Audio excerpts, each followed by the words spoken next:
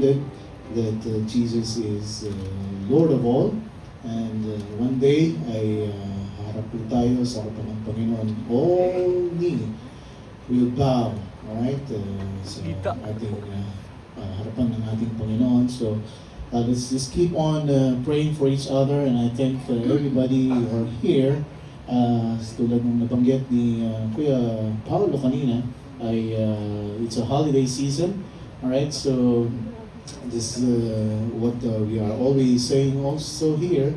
A blessing po ang magkaroon tayo ng mga holidays, and of course let's just enjoy it. At pinakapaalala lang po natin ay huwag pababayaan po ang gawain ng ating Panginoon. Right? So yan po ang ating pinapanalangin, na tayo po ay maging tapat sa harapan po ng ating Panginoon.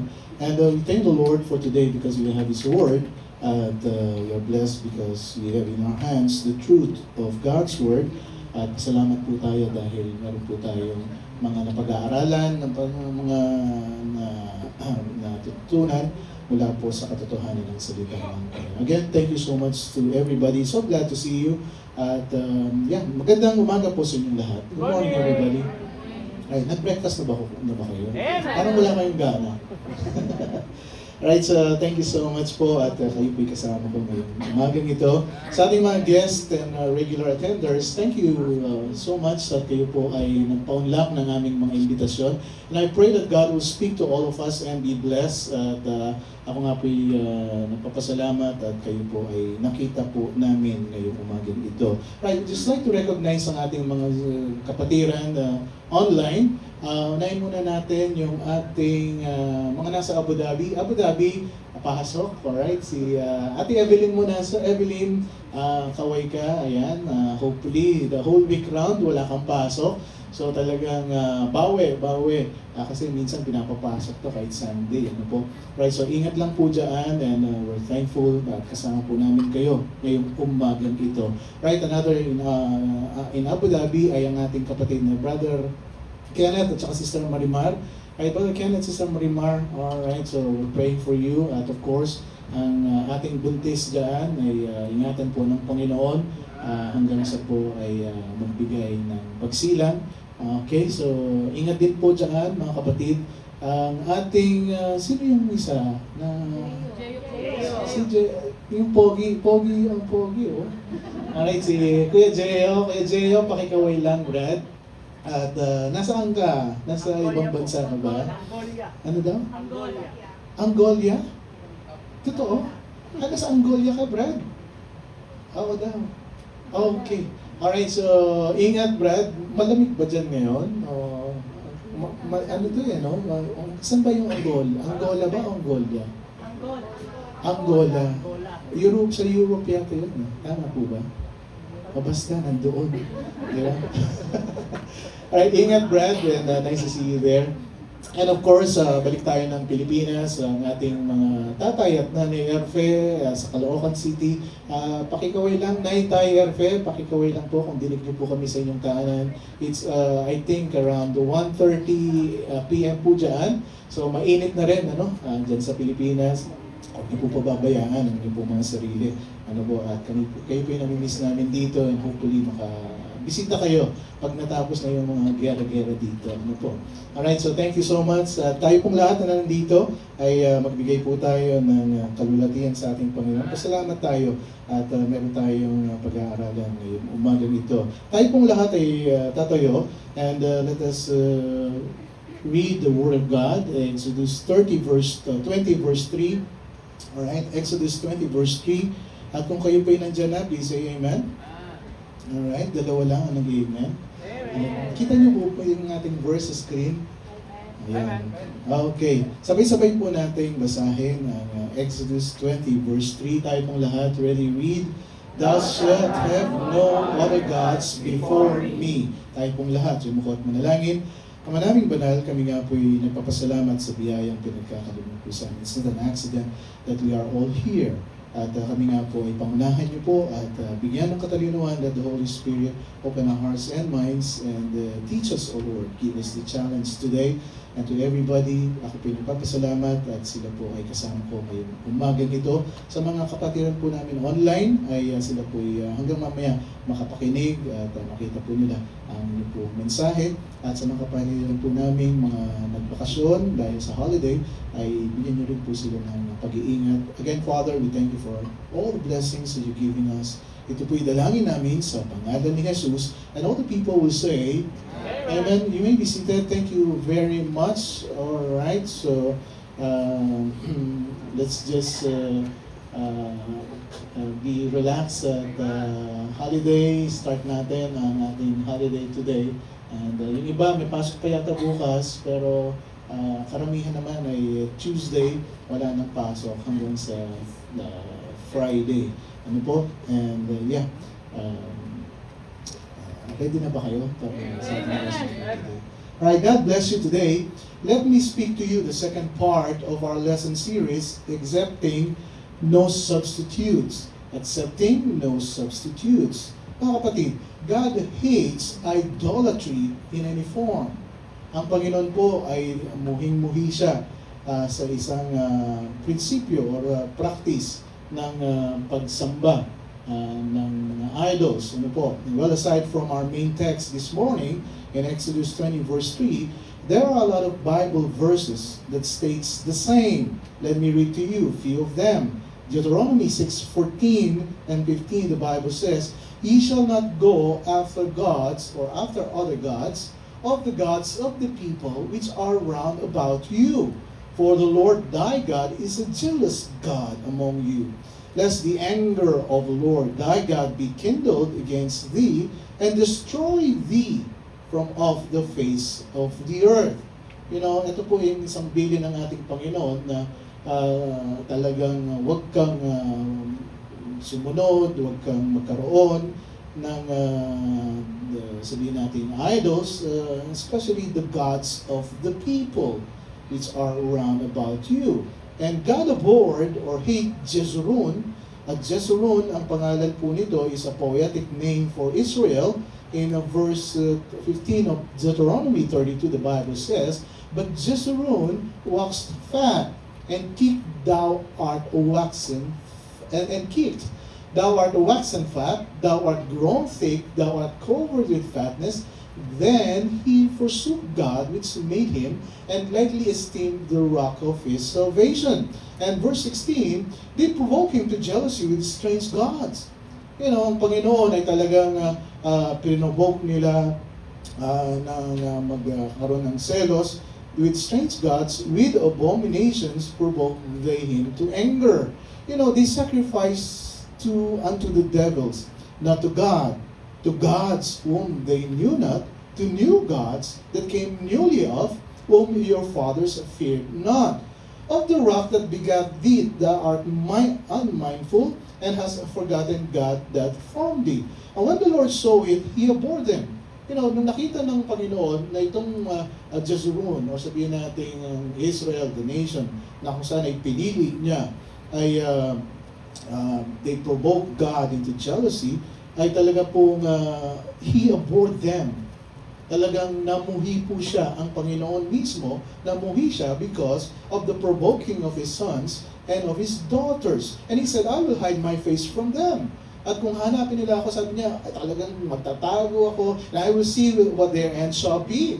At talagang titingnan ko kung paano sila, magkaroon ng katapusan, for they are very froward generation, children in whom is no faith. Mga anak na walang pananampalataya. And they have moved me to jealousy with that which is not God. They have provoked me to anger with their vanities, and I will move them to jealousy with those which are not a people. And I will provoke them to anger with a foolish nation. And because of having other gods, the nation of Israel became vain. At nung sila po nagkaroon ng mga kanya-kanyang Diyos-Diyosan, ay these people became vain. Jeremiah 2:5, "Thus saith the Lord, what iniquity have our fathers or your fathers found in me, that they are gone far from me."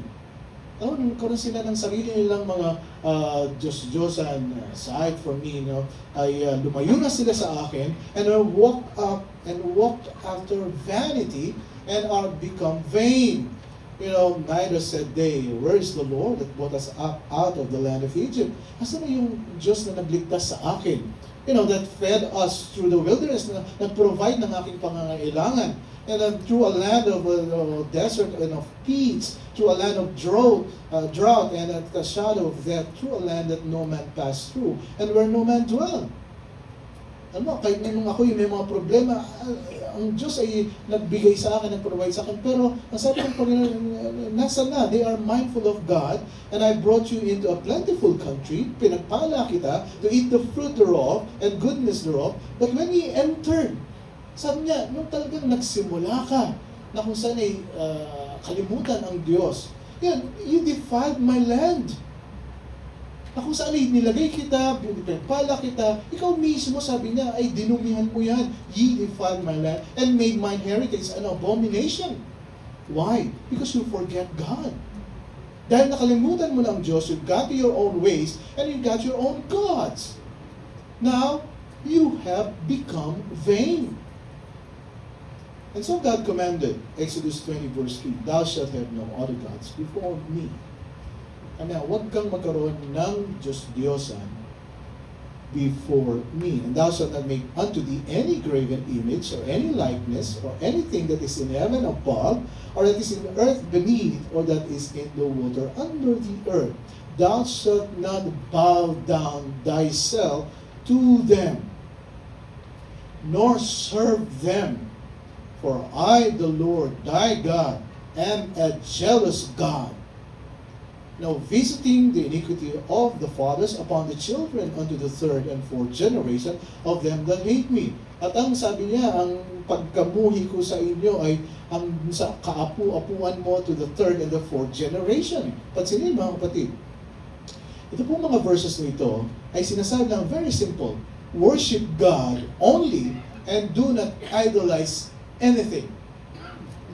You have to worship God only and do not idolize anything. Or else, I will visit the iniquity of your fathers. Yung kanilang kasalanan na hanggang sa kapuapuan mo ay talagang makikita at mararanasan mo.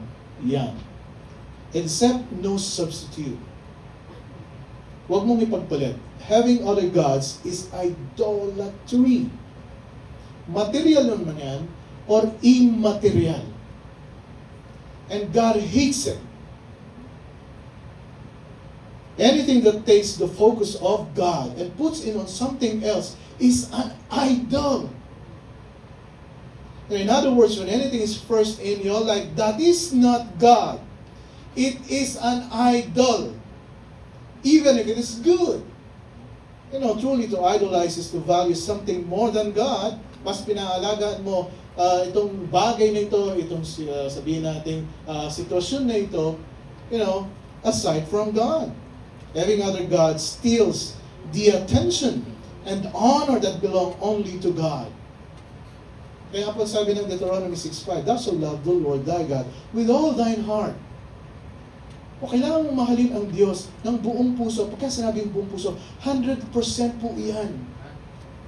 Hindi po yan 80% sa Diyos at pagkatapos 20% sa mga ibang bagay. No. When you love God, you have to love Him 100% with all thine heart, buong puso, with all thy soul, and with all thy might.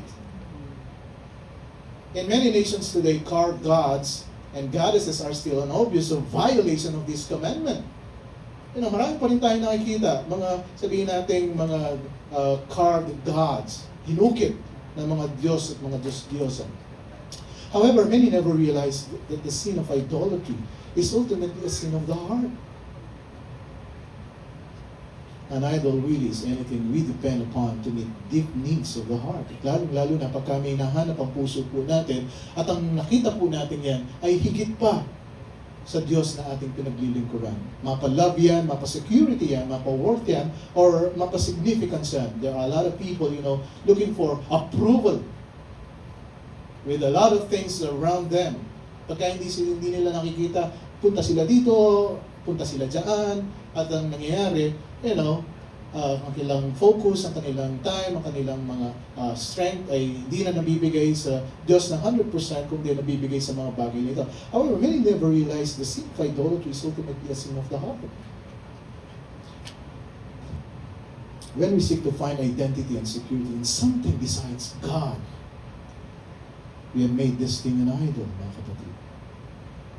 There are a lot of people, because of the situation in life, dahil sa mga nangyayari po sa buhay po natin, rejection dito, rejection dyan, hinahanap natin ngayon ang approval natin to something else more than God, besides God. Though I'm not a Calvinist, and should you, sabi ni John Calvin, the human heart is an idol factory. Ang puso natin ay talagang gumagawa yan ng sariling mga idols na kung saan ay we often search for peace or identity through relationships, substances, money, or entertainment. But without biblical guidance, they may lead us to manufacturing an idol. Na tayo mismo gumagawa na tayo ng sarili nating idol. Addiction also is a form of idolatry. Lalo na pagka na-entice ka sa ganyang bagay. When we give ourselves to the pursuit of man-made gods, we are disobeying really the second commandment. When anything is first in your life that is not God, it's an idol, even if it is good. Si mga minamahal, when we emotionally rely on anything other than our relationship with God to validate us, this can form having other gods before Him. Ang validation mo, biruin mo, kinukuha mo sa ibang bagay. That's why this commandment also contains a warning for future generation. God is saying, if you don't deal with idolatry in this generation, we will pass it down to our children and to their children. In fact, this is the reality.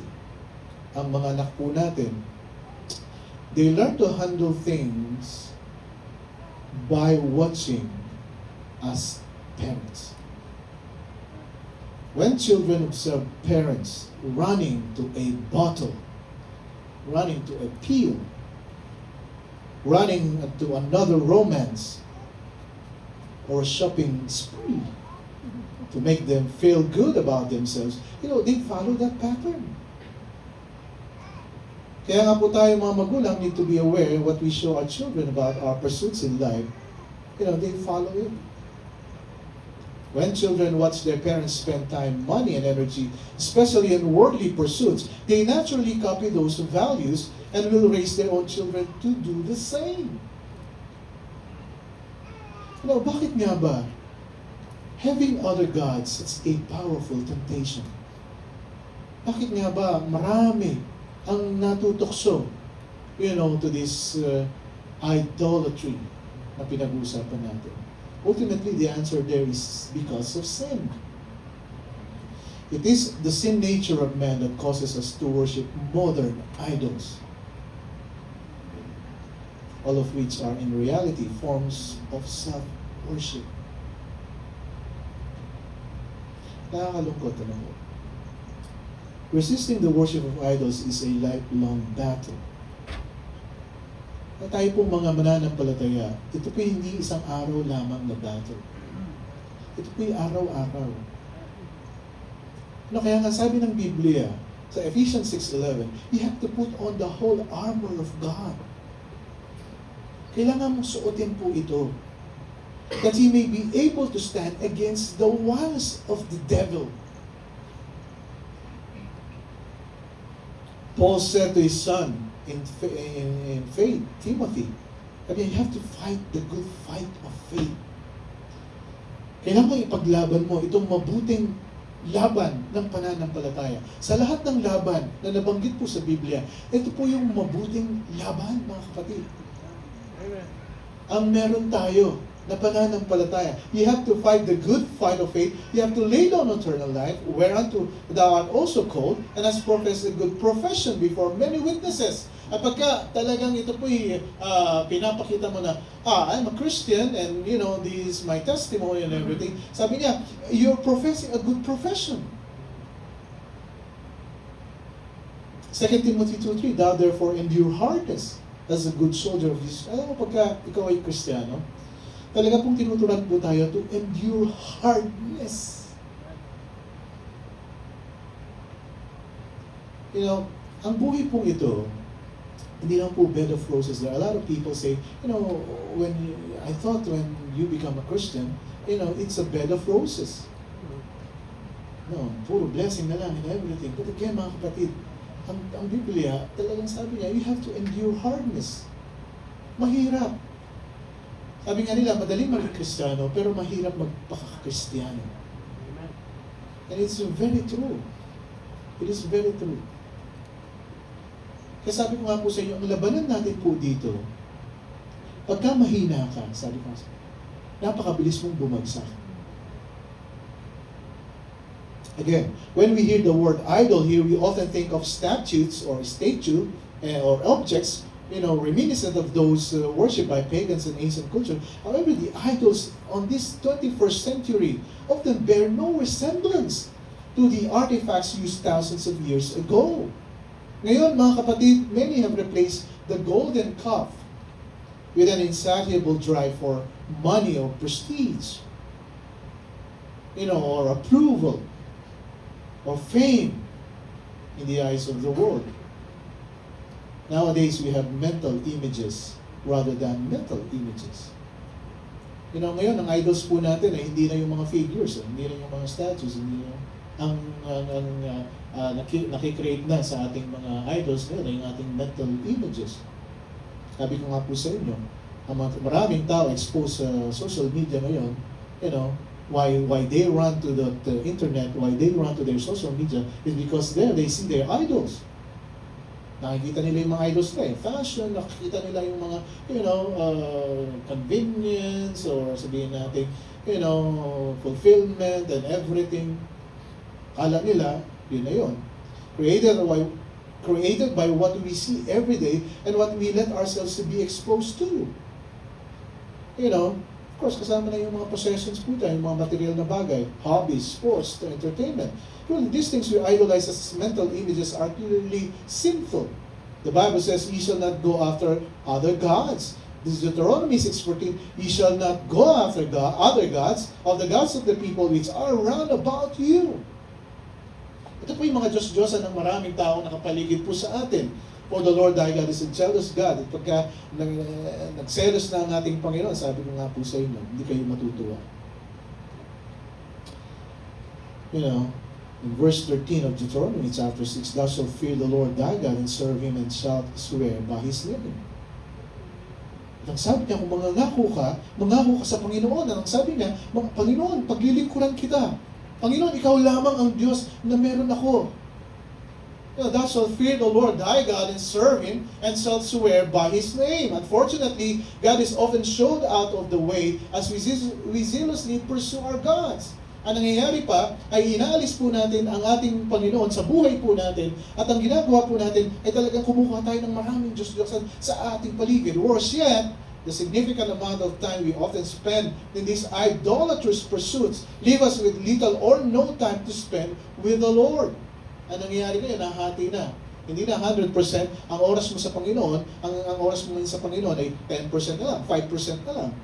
And the psalmist tells us that those who place their trust in this behavior will essentially become spiritually useless and lifeless. Psalm 115 verse 8, "They that make them are like unto them, so is everyone that trusted in them." Yung mga gumagawa nito ay katulad nila, at ang mga gumagawa nito ay you know, yung mga nagtitiwala nito, they are lifeless and they are useless. Kaya nga po, this form of idolatry that is so prevalent today is the growth fostered by cultures that continue to drift away from sound biblical preaching. The Apostle Paul warned Timothy. 2 Timothy 4:3, "Timothy, ito nga ang warning ko sa inyo. Sabi niya, for the time will come when they will not endure sound doctrine." Sabi niya, ayaw na nila makinig ng mga totoong turo ng Biblia. You know, they will not endure sound doctrine, but after their own lust, so they heap to themselves teachers having itching ears. Ayoko nang marinig yan, pastor. You know, kasi masyadong ng tenga. You know, kaya there are a lot of people nowadays, especially Christians, They don't like to hear biblical sound, biblical preaching. Ano sabi niya? Verse 4, and they shall turn away their ears from the truth, and shall be turned unto fables. Mas gusto nila yung mga mabilisang napapanood sa kanilang social media, walang nagsasabi sa kanila kung anong tama, ang mali. They shall turn away their ears from the truth. Ayoko nang marinig yung mga Deuteronomy na yan. Ayoko nang marinig yung mga Old Testament verses na yan. Ayoko nang marinig yung mga malalalim na mga preaching na yan. Pastor. Kaya nga po itong bini ni Paul kay Timothy, 2 Timothy 4:2. You have to preach the word. Sabi niya, kailangan ipahayag mo ang salita, ang Biblia, ang salita ng Panginoon. Be instant in season. Kahit na iba-iba ang panahon ngayon, sabi niya, wag kang magbabago. Out of season, reprove, rebuke, exhort with all long-suffering and doctrine. For the time will come when men will not put up with sound doctrine. At yan po nakikita na natin sa panahon po natin ngayon. There are a lot of Christians, they say, I'm a Christian. Pero pagka ang preaching na talagang from the Word of God, ayaw nilang nakikinig, ayaw nilang marinig ang salita ng Panginoon. Mas gusto ko yung kinikiliti ako, Pastor. Alam mo, yung tayo masaya and everything. At yung mga maraming joke, yung mga pagka lumabas tayo, masaya tayo. Ang naalala ko yung mga joke kasi sa salita ng Panginoon. See mga kapatid, in this pluralistic liberal times, many cultures have to a large degree redefined God. Ngayon, ang sinasabi nila, ang Diyos na pinipreach mo, Pastor, iba dun sa Diyos na nire-define ko. People have forsaken the God revealed to us in Scripture. And ang ginawa po nila, they recast Him to comply with our own inclination and desires. Hindi ang Diyos na gusto ko yung Diyos na mabait, yung mga gentle God, who is infinitely more tolerant, na yung aking mga kagustuhan ay hindi niya pwedeng sabihin na ako yung mali. One who is less demanding and less judgmental and will tolerate, many my lifestyles without placing guilt on anyone's shoulder.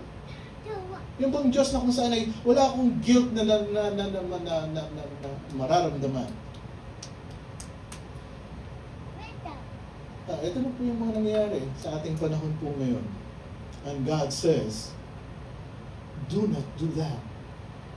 Have no other gods before me. Do not even bow down to them and let them take the control over you. Neither bow down yourself to them. At ang nangyayari pa, yung control na meron ka, binibigay mo sa kanila. Hosea 4:6, my people are being destroyed. They are destroyed for lack of knowledge. Marami yung aking mga anak, yung aking bansang Israel, sila'y nasira because kulang sila sa kaalaman. Because thou hast rejected knowledge, ang nangyari pa ay nireject nila yung kaalaman. I also reject thee. Thou shalt be no priest to me. Hindi ka nga pwedeng mag-represent sa akin because you reject my knowledge. Seeing thou hast forgotten the law of thy God, nakalimutan mo ang batas ng Diyos, I will also forget thy children. Knowledge about God, knowledge about the Word of God, willfully rejecting knowledge about God is sinful ignorance, mga kapatid. Idolatry springs from spiritual ignorance. Ano sabi ng Isaiah 45 verse 20? Assemble yourselves and come, draw near together, ye that are escaped of the nations. They have no knowledge that set up the wood of their graven image and pray unto a God that cannot save. Nagkakamali ka eh. Ang Diyos na nilalapitan mo, iniligtas, hindi nga kaya yan eh.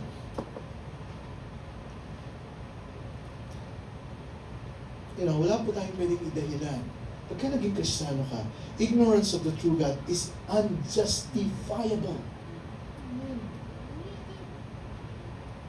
Romans 1:18, for the wrath of God is revealed from heaven against all ungodliness and unrighteousness of men who hold the truth in unrighteousness. Ito pang nakakalungkot, Sinasabi natin meron tayong katotohanan, pero we are holding the truth in unrighteousness. Ginagamit natin ang katotohanan ng salita ng Panginoon sa unrighteousness. Niloloko lang natin yung ating mga sarili. People who substitute false God instead of pursuing the real God are sinfully ignorant. Nagkakasala po tayo mga kapatid. Ingat lang. Maging matalino. Deuteronomy 4:16, lest ye corrupt yourselves. Pero pagka niloloko mo na yung sarili mo, sabi mo, iko-corrupt mo yung sarili mo mismo. Ikaw mismo, sinisira mo yung sarili mo. And make you a graven image. Gagawa ka ng sarili mong idol, mentally. The similitude of any figure, the likeness of male or female. You know, the likeness of any beast that is on the earth.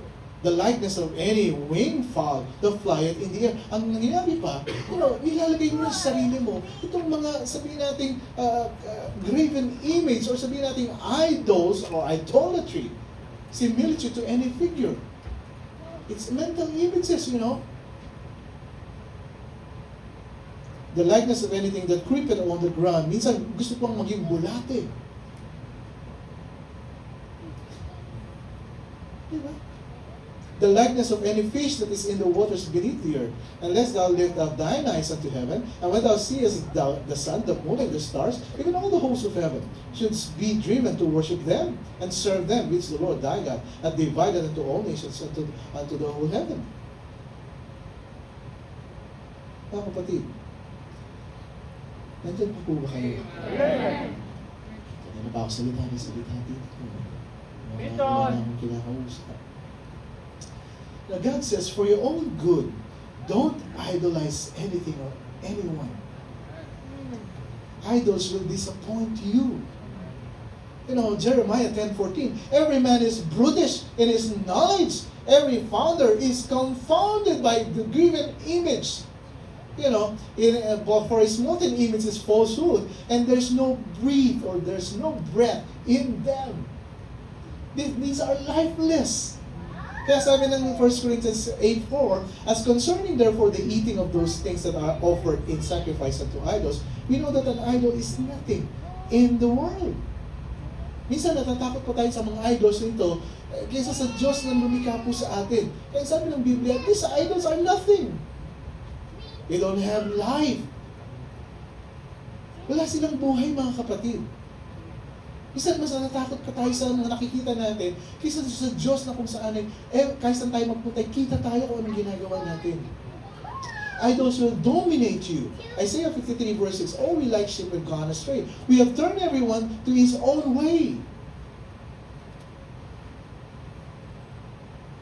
And the Lord hath laid on him the iniquity of us all. Idols will end up controlling your life. Hindi mo namamalayan sa ating pong buhay, yung control hindi na po tayo. Ang control na yung idol na nasa mental, mentality mo. 2 Peter 2:15, which have forsaken the right way and are gone astray. Nakalimutan mo yung tamang daan. Ang tamang pananampalataya mo. At ikaw ay lumiko. Lumiko sa kaliwa, kanan. Hindi ka na diretso. Following the way of Balaam, the son of Bosor. Balaam here is an idol, who loved the wages of unrighteousness. Ang talagang gusto niya, yung talagang kabayaran ng hindi matuwid na bagay.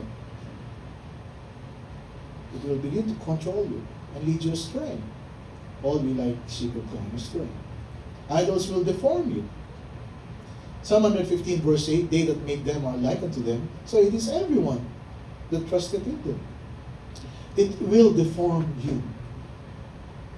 Nung pinanganak ka, sabi mo kasi mo, talagang buong-buo ka. Buong-buo ka. Yan, habang lumalaki ka, nade-deform ka.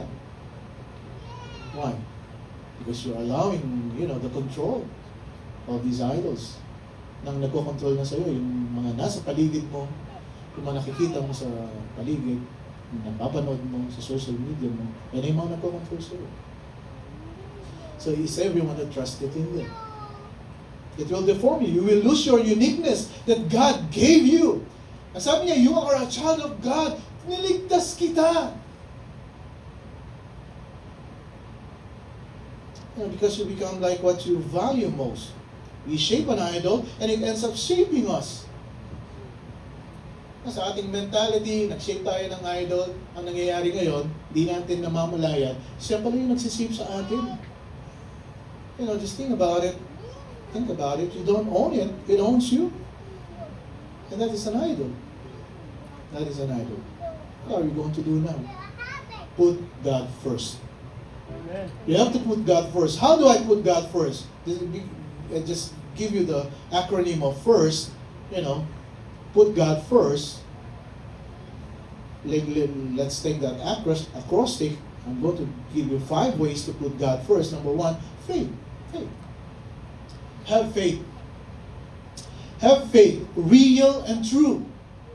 Magkaroon ka ng pananampalataya na tunay at genuine and pure. Hebrews 11:6. Ano sabi niya? But without faith, it is impossible to please God. How to put God first? You must have the faith. Kailangan meron kang pananampalataya. For without it, hindi mo malulugod ang Panginoon sa buhay mo.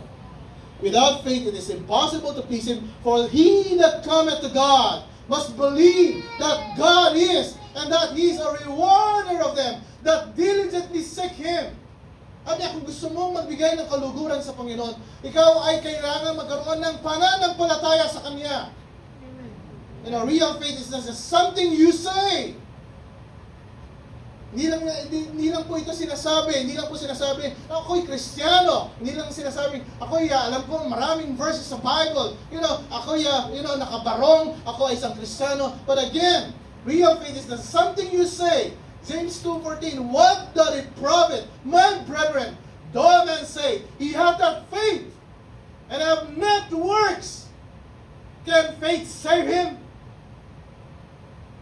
Sinasabi mo may pananampalataya ka, pero hindi naman nagmamatch sa pananampalataya mo ang iyong gawa. Can faith save him? Ikaw ba'y ligtas talaga?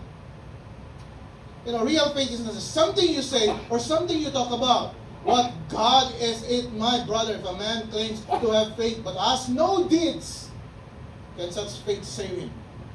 Sinasabi mo ikaw ay Kristiyano, pero hindi kita sa buhay mo. There are a lot of people who claim to be Christians, actually claims to have it, talks about it, and knows the right praises, but still has no application, no actions, and no deeds. George Gallup says that 50 million Americans says, I'm born again. A lot of people says, I'm born again, but you don't see anything in their lifestyle. They do not walk the talk. Their works doesn't match their works. They do not act what they affirm. Today we need to be careful. We tend to label ourselves as Christians while we make ourselves the slightest sign of being a believer. Madali lang naman sabihin talagang ako'y Kristiyano. Kahit ako sa inyo, lumabas tayo dyan, sabihin ko, ako'y Kristiyano. But James reminding us here, be careful. Real faith involves more than just a talk. Matthew 7:21. Not everyone that saith unto me, Lord, Lord, shall enter into the kingdom of heaven, but what? But he that doeth the will of my Father which is in heaven. Ang isang tunay na Kristiyano, mga kapatid, hindi lang yung sabihin mo ako'y Kristiyano. Ako'y Baptist, ako'y nag-church sa Bible Baptist Church, di ba? I'm the pastor here. Ako'y may ministry sa church and everything. But again, not everyone that saith unto God, Lord, Lord, shall enter into the kingdom of heaven, but he that doeth the will of my Father. In other words, not everybody who says to me, Lord, Lord, are real. Hindi lahat ng nagsasabing Diyos, Diyos ay tunay. In fact, they are fake. They are faith. And it's inside this room. It's a good moment for us to check. Am I that one, Lord, you're speaking, you're talking about? Do I have the real faith? Si mga minamahal, everybody with a Christian bumper sticker is a believer. Kahit na ilagay mo lahat ng sticker mo dyan sa sakyan mo, na you are like, may dove ka dyan, meron kang mga cross dyan, may everything ka dyan. Sinasabi mo sa buong mundo, I'm a believer. Not everybody who is a professor of Christianity is a possessor of Christianity. Si Larry Flint, ewan ko lang kung kilala nito. Publisher yung Dirty Magazine. Sabi niya, I'm a born again. Pero nothing is real. Hanggang ngayon, nagpa-publish pa rin siya nitong Dirty Magazine na to. Pero, pagka may real faith ka, you will see changes in your life. May pagbabago, may pagkakaiba. Once action will match its own words. Real faith is not something you say, but it's something you do. Real faith needs action. Yung tunay na pananampalataya, meron po yung gawa. Kaya sabi niya, let us activate our faith. Kailangan ipakita mo sa mundo na kung saan, ito yung pananampalataya ko. Real faith is visible, mga kapatid. Yan po yung nakikita. Worship God and have no other gods before me. James 2:18. Yea, a man may say, thou hast faith, and I have works. Shew me thy faith without thy works, and I will shew thee my faith by my works. Diba? Nag-i-amen na sila. In a real faith, you can see it. It's visible. It is apparent. If you claim to be a Christian, people will be able to see it. It's visible. Matthew 7:20, wherefore by their fruits ye shall know them. Dahil sa kanilang bunga, sila makikilala mo. Truly, our faith is demonstrated by our actions. Kaya sabi ng 2 Corinthians 13:5, you have to examine yourself whether you are in the faith. Check mo. Na ikaw yung nasa pananampalataya. Real faith is not just something you say. Real faith is something you do. James 2:17. Even so faith, if it hath not works, ano sabi niya? It is dead. Being. Put God first. Without faith, it is impossible to please God. Pagka may pananampalataya, hindi mo isasakripisyo na yung paglilingkuran mo sa Diyos sa mga bagay-bagay na nakikita mo sa mundo. Sabi nga po sa inyo, we enjoy the holiday. We enjoy the holiday. I encourage you to enjoy your holiday. Because it is yours. Pero wag mong pababayaan ang paglilingkuran mo sa Panginoon. Amen. This is a big reminder to all of us here. Sabi ko nga kanina bago tayo pumasok dito, magbago man ang sitwasyon sa mundo nito. Magbago man po yung mga taong nakapaligid po sa atin. Pero yung pananampalataya mo, dapat hindi yan ang babago. Amen. Hindi mo pinangako sa akin yan. Hindi mo kinumit sa akin yan. Kinumit mo yan sa Panginoon. Whatever happens, kahit sinong taong nakapaligid sa iyo, wag mong hahayaan na naapektuhan yung pananampalataya mo. Amen. Kahit ano pa ugali ng mga taong nasa paligid mo, yung pananampalataya mo, wag mong babaguhin yan.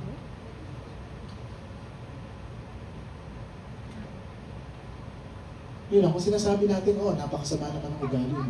Tayo, may mga ugali din. Diba?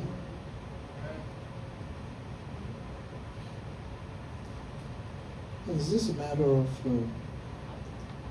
looking at what the Word of God says? Hindi ko sinasabing mag-away-away tayo dito. Ano ko sinasabing yun? Tsagayin nyo na. Tsagayin nyo na yung makasama natin dito. Bakit ka mo? Sa langit eh. Walang hanggan, makakasama mo yan. Amen. Tama. Tama.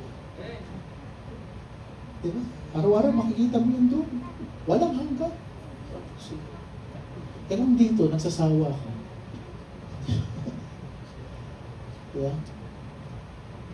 Alam mo, ito po yung ginagamit kasi ng kalaban.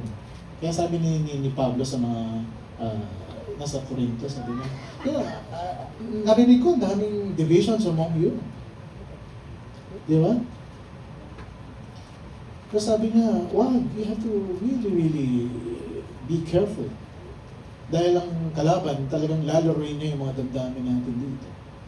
Yeah, lalaroin niya. So you have to have that faith.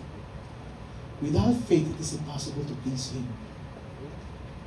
Pananampalataya na nga lang ang meron mo. Di ba? Hayaan mo pang agawin ng iba. Pananampalataya na lang ang tinatayan po natin dito. Hahayaan mo pa na yan po'y masira. Di ba? Put God first. Nasa F, now nasa I na tayo, interest. 1 Corinthians 10:31. Whether therefore you eat or drink, ano ba ang interest na meron ka? Or whatsoever you do all to the glory of God. Very simple. First, faith, and then your interest. Ano sabi niya? Kahit na anong gawin mo, kumain ka man, ikaw man ay, uminom, ikaw man ay pumasyal, ikaw man ay, magkaroon ng holiday and everything, whatsoever you do all to the glory of God. Gawin mo yan para sa kalulatian naman. Do not be afraid to show people that you put God first in your life. Huwag kayong matakot, huwag nyo ikahiya na ang Diyos ay inuuna nyo sa buhay po ninyo.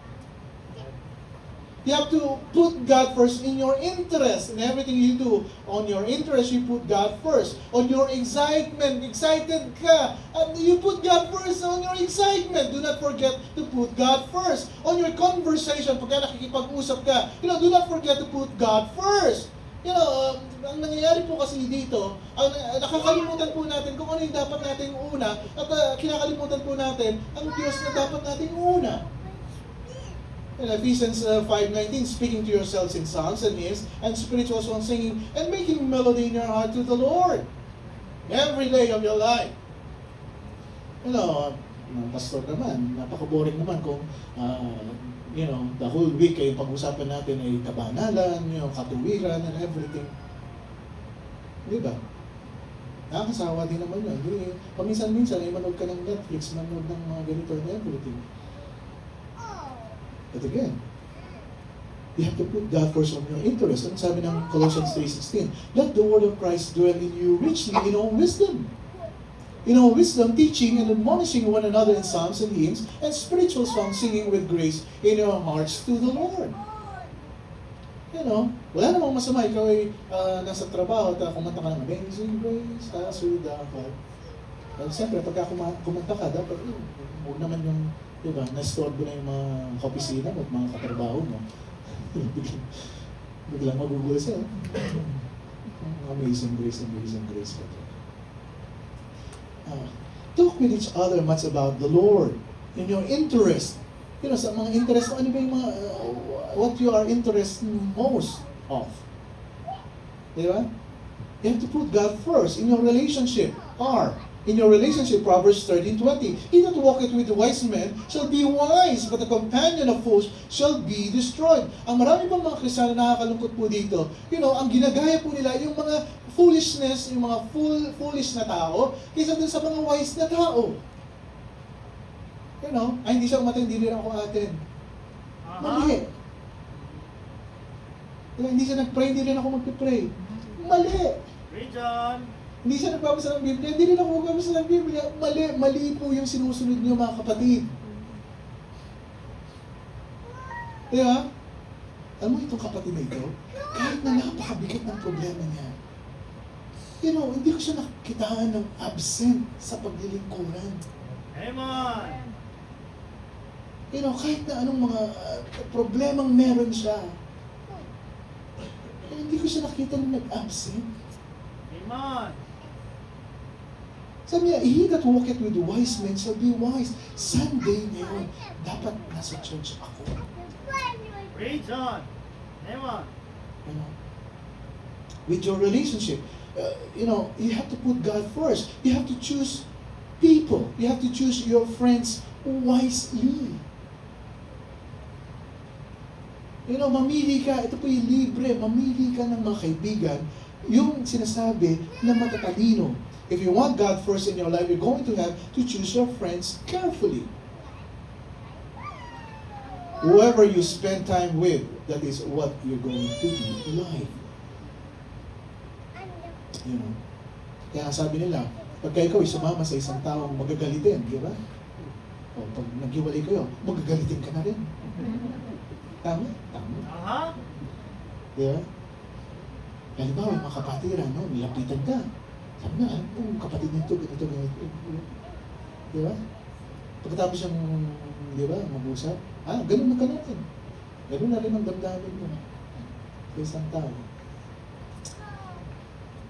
As your pastor here, ako po ingat na ingat dyan.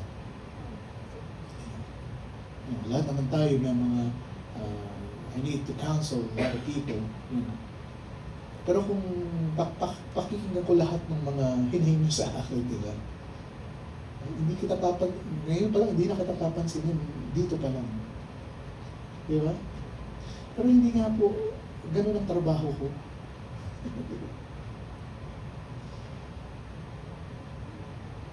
Put God first in your relationship.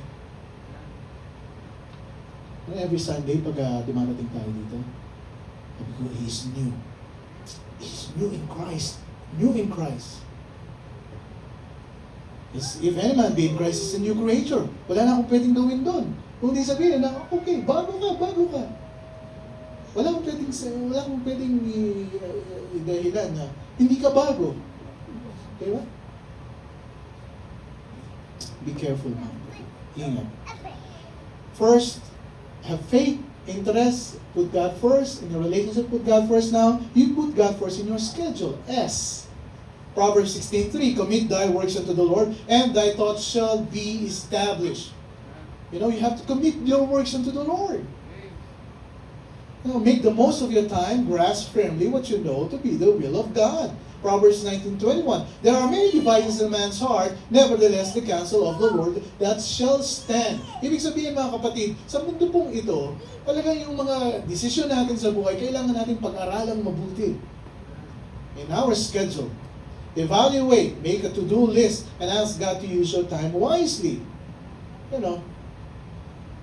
You need to ask God help. You need to ask God's wisdom.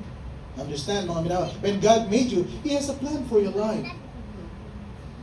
Jeremiah 29:11, for I know the thoughts that I think toward you, saith the Lord, thoughts of peace and not of evil, to give you an expected end. Alam mo, sabi ng Panginoon, ikaw isinilang ko sa mundo nito, may plano kasi ako sa iyo. Diba? For I know the plans that I have for you, declares the Lord. At ang plano ko yan, sabi niya, yung aking, it's thoughts of peace. Ikaw ay payapa. And not of evil. To give you an expected end. Make a daily appointment with God. Sa schedule mo, huwag mo kakalimutan na sa buong maghapon, hindi ka makapagbasa ng Biblia. Diba? Minsan, pagkagising pa lang natin, social media na kagad.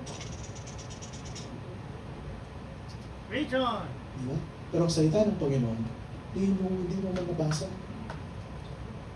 Kaya sabi niya, plano ko sa iyo, thoughts of peace. O kaya gulong-gulo ka kasi wala kang salita na iyong binasa ngayong araw nito. Wala kang quiet time sa akin. Diba? Wala kang date with the Lord. Nakapag-date ka na sa maraming tao, pero sa akin, wala kang date. Diba? Make a date with God. Every day. Pag-gising mo lang sa mga Panginoon, maraming salamat po. Iningatan niyo ako sa buong magdamag na nagdaan. At sa maghapon na ito, Panginoon, makikita ko naman yung boss ko, makikita ko naman yung mga office mate ko, makikita ko naman yung sabi niya, Panginoon, bigyan mo ako ng kalakasan. Katalimuan, na-overcome ko yan. Diba? Hindi yung pagkagising mo, makikita ko naman yung boss. Pagdating mo sa opisina, ayaw kita makita. Bakit yan? Puro ka reklamo dito, reklamo dito. Make a daily appointment with God. In your schedule, put God first. It doesn't matter when you do it, you just need to do it. You know? Have a quiet time. Schedule. And lastly, amen po ba? Amen na. Nag-amen na kayo. Gising na kayo lahat. Last na. Letter T. First in the acrostic. First, faith, interest, relationship, schedule, and then the troubles. Troubles or trials or tests. Psalm 50 verse 15. Commit thy works unto the Lord, and thy thoughts shall be established. In Psalm 50 verse 15, and call upon me in the days of trouble. I will deliver thee, and thou shalt glorify me. See mga kapatid, pagka may trouble ka, sabi ng Panginoon, you call Him first. Di pagka may trouble ka, di ba? Nagpapanik ka na kami. Di ba? Kung anong gagawin mo. Di ba? Nung unang nagkaroon ng pagsabog dito, di ba? Nakakapanik naman talaga. Mga text messages na yan. Biglang, sila lang magigising mo.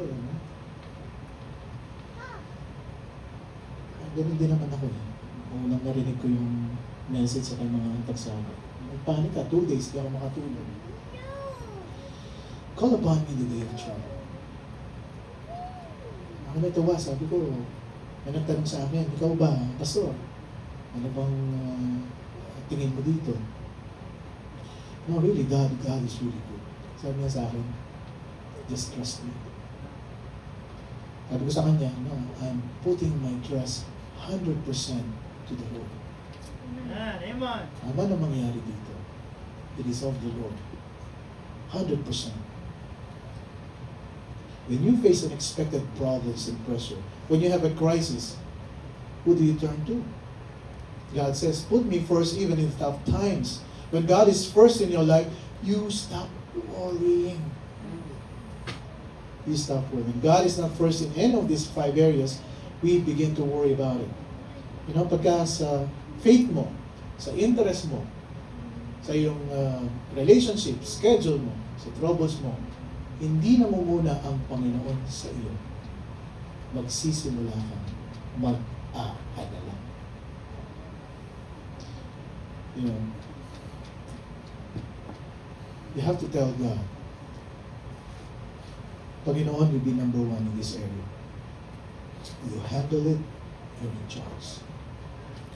Matthew 6:33, but seek ye first the kingdom of God and His righteousness, and all these things shall be added unto you.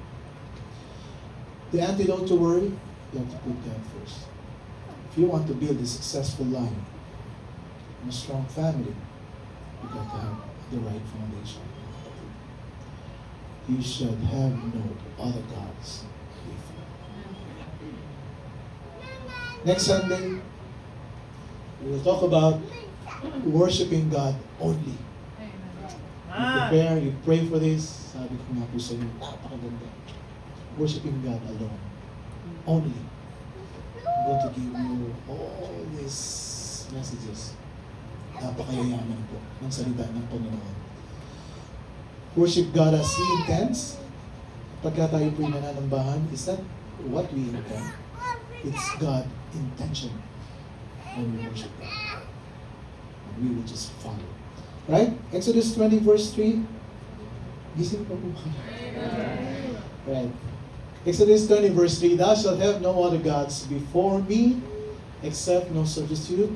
Right? Huwag po nating hayaan na ating Diyos ay mapalitan ng mga mental images na ating pong nakikita sa ating paligid. Tayo pong lahat ay tatayo. So, stand up please. So we bow our heads and close our eyes so we pray.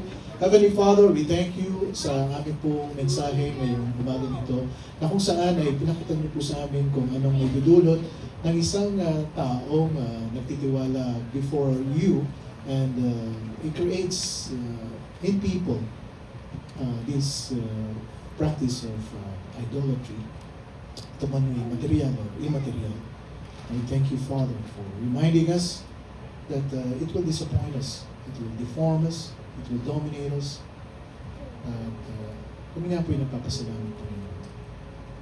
Because you're teaching us, not only teaching us, but reminding us sa aming buhay bilang mananampalataya, ay hindi po kami magka-astray.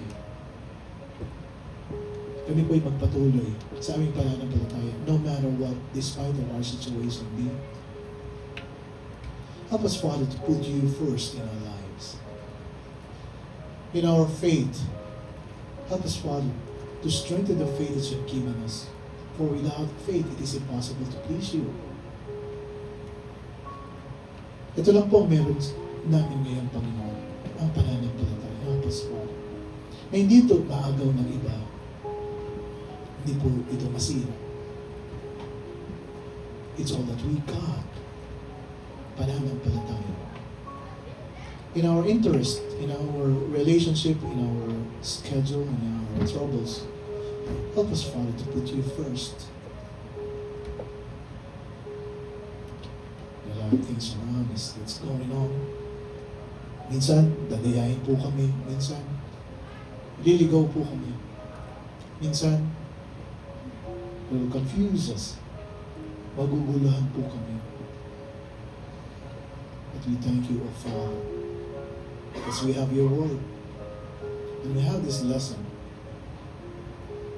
Isang pagkakataon muli, palalahanan po kami na kayo po ang una sa aming buhay. Kayo po yung una naming paglilingkuran. More than all these things na aming natatanggap, na aming nakikita sa aming paligid. Kapatid, God has spoken to your heart. Why don't you come to God? Kausapin mo ang Panginoon. You speak to Him. You tell Him, Panginoon, it's been a while. Never realize na ito pong mga mental images na kinikreate sa akin ng mundong ito. A lot of times, never realize na ito na po yung nagdo-dominate sa akin. Ito na po yung nagbibigay ng pangunguna sa aking buhay, nagkocontrol. Hindi ko namamalayan na di-deform na pala ako. Panginoon, maraming salamat. Maraming salamat sa katotohanan niyo sa salita. Kapatid, God has spoken to you. You speak to Him. Kausapin mo ang Panginoon. You can pour out your heart to Him. Ano man ang naranasan mo the whole week around, bigay mo sa Panginoon. You tell Him, Panginoon, I'm going to have a quiet time with you. Every day, I'm going to set my schedule. I'm going to read your word. I'm going to pray. I'm going to meditate upon the truth of it. Kapatid, kausapin mo ang Panginoon. Sa aming mga bisita, meron pong mga lalapit sa inyo, mga kapatid namin sa pananampalataya. Maaring, alam niyo na po ang salita ng Panginoon. Maaring tinanggap niyo na si Kristo sa puso niyo bilang sarili ng Diyos na kapagligtas. Sa amin po dito, ay gusto lang namin marinig na kayo po ay nakatanggap na sa ating Panginoon sa Kristo. I would be happy to know that. Sa hindi pa, ay yung aming kapatiran, sila po ay mananalangin at kayo po ay susunod at buksan niyo ang puso niyo, tatanggapin niyo si Kristo bilang sarili ng Diyos na kapagligtas. Brethren, you speak to God. Kausapin mo ang Panginoon. You tell Him, Lord, I'm going to put you first in my life. Shall we find a partner? Tayo po'y mananalangin sa bawat isa.